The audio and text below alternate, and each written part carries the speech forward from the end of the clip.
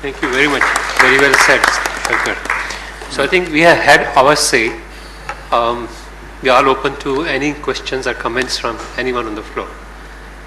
Yes. First of all, I like to thank the panel for giving this much. My main question is, the major stakeholders are the students and the technology. Have you taken care of this while working out this? Because I see my granddaughter, just 5 years old, I am still teaching A for apple, B for bat, whereas she transmits the photograph much faster than what I can do.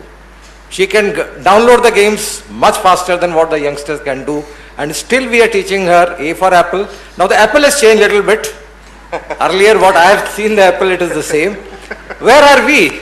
Where the technology is going, are we taking care of that? Is your question addressed to any specific member of the panel? All who have been, they say the stakeholders, I find these two are missing. If you ask this report to be prepared by a student of class 10th or 12th where they want to be in next 20 years, you will find a different report. So why not have the stakeholders in reality? Because they are going to take a I don't think anybody would disagree with that, and think Shankar also made the same point.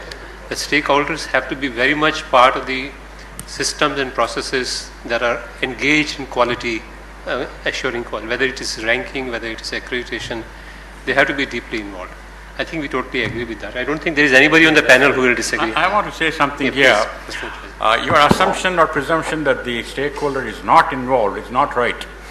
For example, during an accreditation visit, the visiting team talks to all the stakeholders, in particular the students.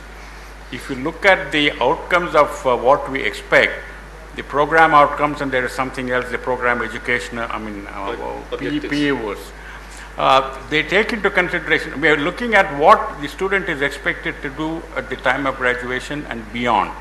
Therefore, the stakeholder interests are very much there. And the details depend upon what the prior learning is, what the preparation of the student is. It is not true to say that we do not take into consideration, because if you look at the curricula, for instance, and what is taught to the students, it builds on what they already know. Therefore, it's not true to say that this is not taken. Let me just add on to that. The accreditation visit is typically of 3 days duration, and during the time, the evaluators look at all kinds of things, including going to a class and sitting in a class. So rest assured, stakeholders' interest is the primary concern there. Good morning, sir. I'm Manik Sethi from Thomson Reuters. I have a questions for the academicians, distinguished academicians sitting on the dais. I understand. All of us or one of us? 4 of you from That's IT and IIM. I think point out to one, it will be easier for us to. Anyone, whosoever has some insights on that. So it's very important from the administration aspect of the institution about rankings. We know how seriously we are taking as an institution, as a government, as a body. We would still like to understand how serious or how enthusiastic or motivated faculty members of institutions are to get you into the rankings as an institution. So wherever they can contribute, whether it's research, whether it's perception, whether it's students' perception. So just want to have an understanding from you how motivated our faculty members, now you're from IITs and IIM, so IITs and IIM faculty members are to make sure that IITs go in the top rankings. So the question is addressed to 4 of us, and I can assure you 4 of us will give you 4 different answers. So maybe I'll ask Manoj to give his perception. I think transformation is taking place slowly but definitely. That is reflected by the fact that some of the IITs now have a ranking cell. So first, this issue about rankings being not important, then the realization that the stakeholders and the public take it very seriously, and then further the government takes it very seriously. So we now have cells, which means there are departmental representatives who sit together in a committee to address the issue about ranking. Not all IITs have it, some have. I don't know about the IIMs. So it's yet to percolate to the individual level. Some can be disdainful, some can think it's very important. But as long as the ranking parameters merge with the individual faculty aspiration parameters and the institution, how does it dovetail right from the top to the bottom? That is how much enthusiasm it will generate. If they are out of sync, I mean, if the faculty is totally going in one direction and the parameter is not very important in the ranking system, that's where the marriage will have to occur. But it's percolating and it's definitely moving in that direction. Let me just add on one small bit to that. I think the perspective is very much what he has said, that there is scattered interest amongst the faculty. But so far there has not been really a great ranking system in the country. I mean, you just have these individual magazines producing some kind of magic ranks from some magic box, and nobody knows what really goes into that box. So now that we are making an effort which is actually a data-driven effort, and provided the data is reliable, that is still a big if. Hopefully there will be more interest. That's only a guess. I really don't know. May I add just a couple of things? If you look at the country as a whole, at the moment our president is extremely interested in getting our institutions into the ranking, and therefore it is driving a lot of changes. It is translated into the heads of institutions being asked to make sure that what matters gets done. To get all the faculty members involved, it is an impossibility. There will be a majority of people who would like to work in an institution with personal pride that I belong to an institution which is higher up in the ranking. Many of them may not. The individual motivation, as he says, it should be aligned with the institutional motivation and aspirations. I think there is a great degree of awareness in IIMs or IITs. Every faculty member need not to get involved in this accreditation and ranking business, let me tell you frankly. There are people who are very fascinated about this, passionate about this, and they go for ranking. What is important is that what is our business? We are in the business of creating knowledge, generating knowledge. We are in the business of disseminating knowledge. We are in the business of transferring knowledge. And that is the core thing for any institution. Now, there should be a conducive environment, academic environment and research environment. As rightly said by Professor Natarajan, that Honorable President was in our campus for convocation, and he was conveying this message, giving a direct message that all institutions should go for ranking and accreditation. It's really important. Unless you participate, how you will come to know where you stand. And there is a great degree of awareness about that. So far as research is concerned, we are trying very sincere effort, giving huge incentive to promote research. And their faculty members are taking a lot of interest.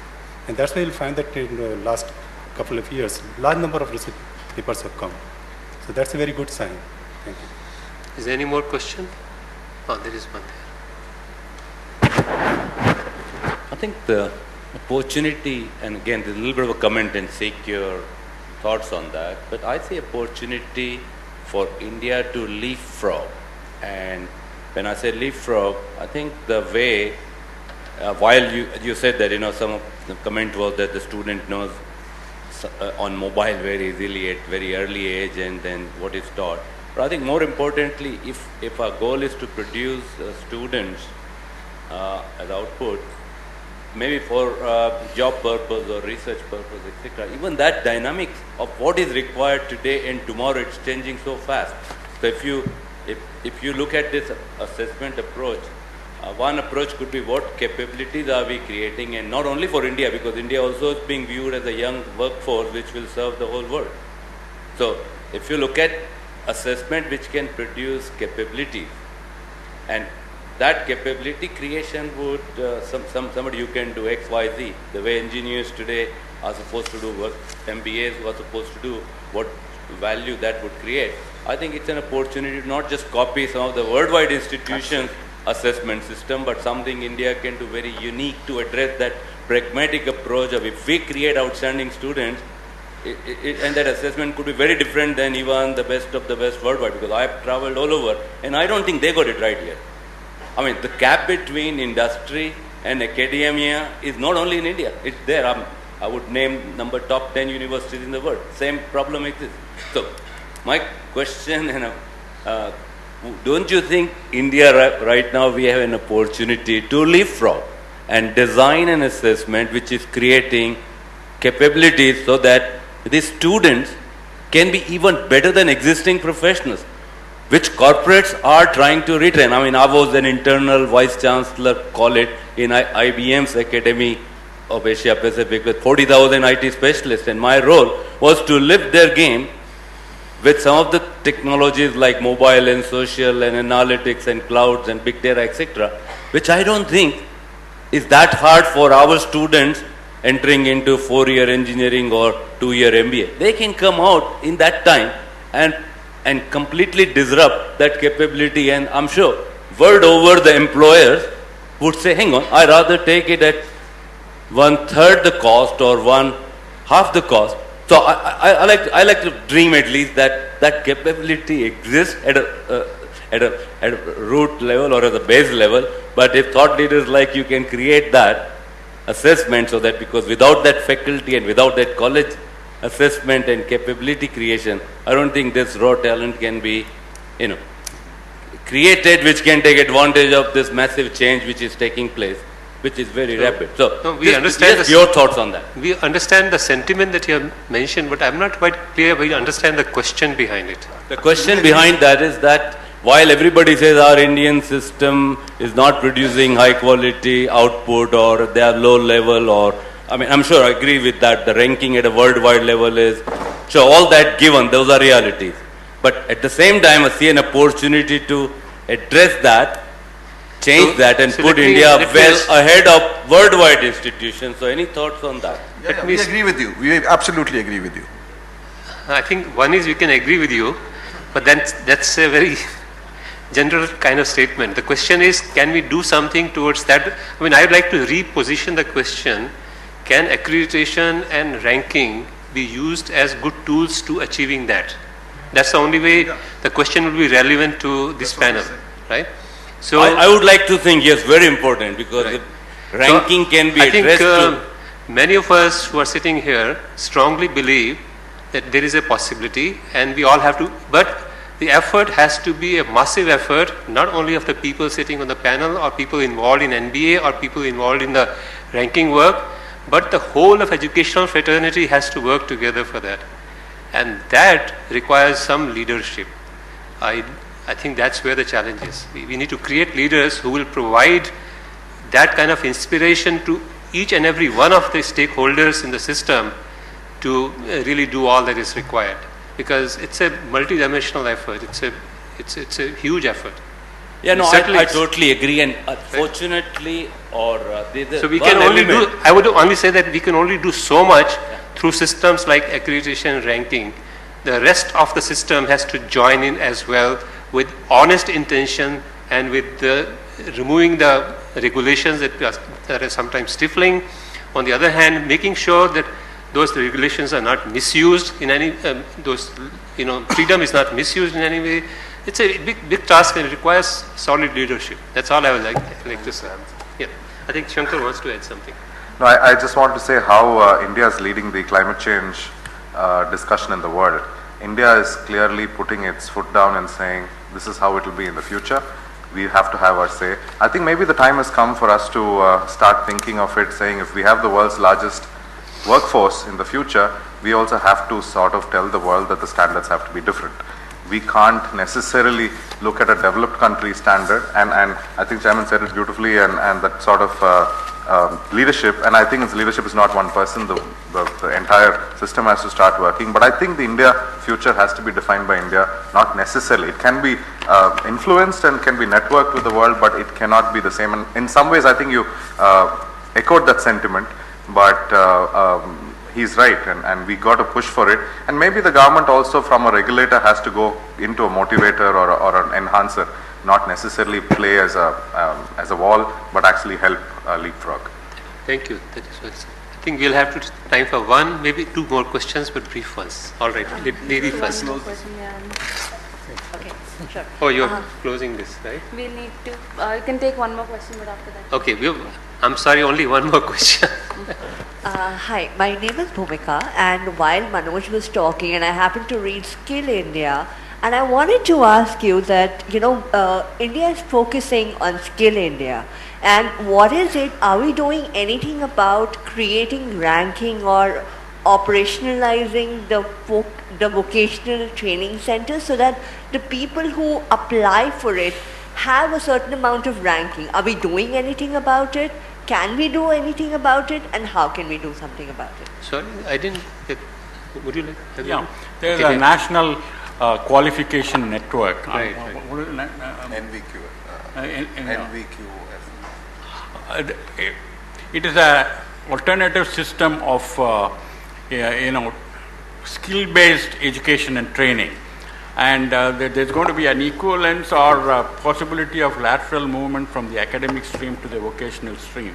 Here, it is called National Qualification Framework. So it does exist. So one last. All right. I think he insists on one question, so we'll have one. Good afternoon, one and all, and the panel.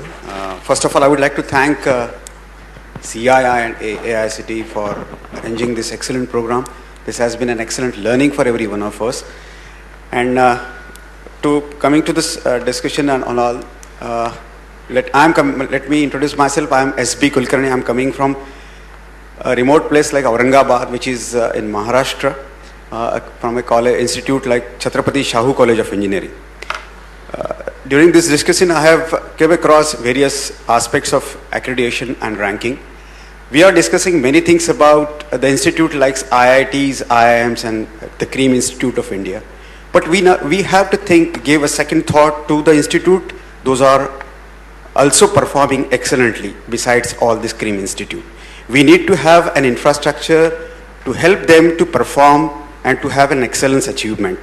My humble request to the panel, and the question is also the same. Is there any such program for such institutes, those who are performing excellently, and besides this all Cream Institute, is there any such mentoring program available over there so that they can also achieve excellence?